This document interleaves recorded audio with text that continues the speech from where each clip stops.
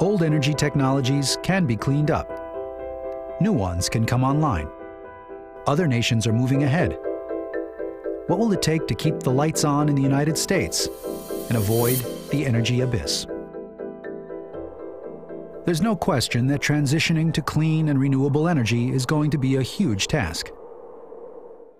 But America has done similar things before.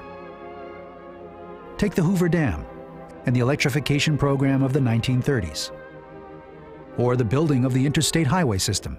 Well, I am optimistic. John Hofmeister is a former oil man based in Texas.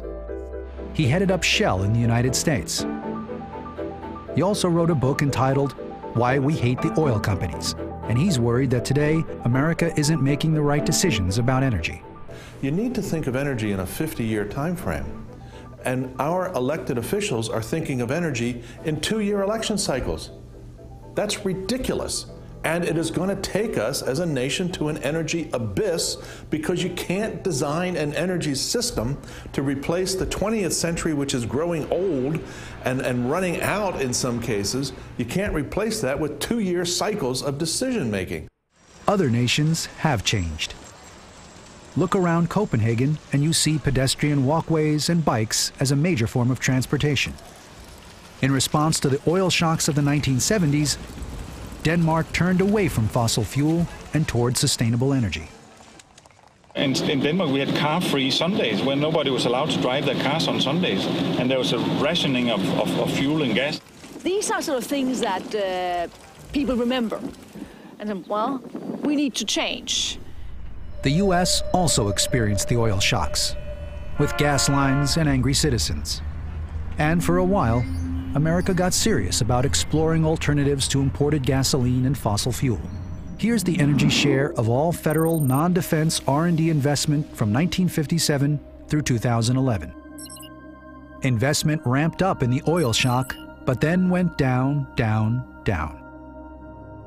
And without serious new commitments, the 2009 stimulus funds for energy will have just been a temporary upward blip. We're not making the decisions at the national level that need to be made in terms of the next decade and the next several decades after that. Hofmeister and other experts look around the world and see other countries moving ahead to defend their nation's energy security. Places like China have a clear plan, and they are driving forward, and they are building an energy infrastructure for the 21st century, which will perhaps one day supply energy to the world's largest economy, China, not the U.S. In America, energy policies change with each new administration, if not sooner. Since our interview, Denmark's government has changed parties, but now, former Minister of Climate and Energy Lærke Friis doesn't expect energy policy to change that much. Even if we are kicked out of office, this will not lead to a huge change in our energy policy. We need decisions that go beyond a single term of a president, that go beyond a single Congress with a Republican or a Democratic majority. And we're not doing it. Other parts of the world are. All countries have to embark upon this transformation. And the lesson is it can be done, because in Denmark we've had also growth rate by 80% since the 80s, but our energy consumption and our CO2 emissions have been more or less stable.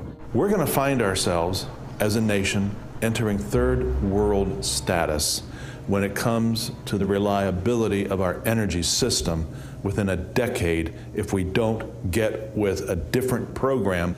And I don't see any inclination now to make hard decisions. I see divisiveness, I see partisan paralysis, I see short-term political time thinking, and I see dysfunctional government.